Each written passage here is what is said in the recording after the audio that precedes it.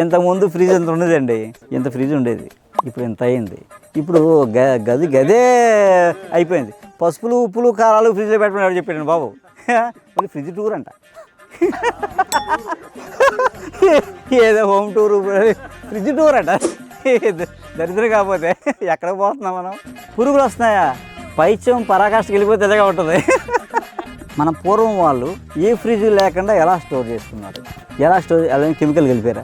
ఆ పప్పులు ఉప్పులు అన్నీ కూడా వచ్చిన కాలంలో శుభ్రంగా శుద్ధి చేసి చక్కగా నెయ్యి కానీ పసుపు ఇలాంటి మిరియం పొడి రాసి దాచుకునేవారు. పురుగు పట్టేది కాదు అసలు.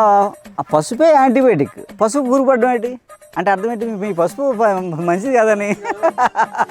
ముందు పసుపు మార్చాలి, పసుపుని ప్లేస్ మార్చకూడదు, పసుపు మార్చుకోవాలి వేరు. పసుపు కెమికల్, కారం కెమికల్. కారాన్ని పురుగు పడుతున్నాను బాబు ఇప్పుడు. అసలు కారానికి పురుగు పడ్డం ఏంటి? మిరపకాయ కారానికి పురుగు పడ్డం ఎక్కడైనా విన్నామా? అంటే ఏంటి చూడు, డస్ట్. ఈ రంప పొట్లు అవి కలిపేస్తారు, అందులో కలిపేసి రంగేసి తినేస్తున్నారు, డస్ట్ అంతా. కాబట్టి పురుగు పడుతుంది.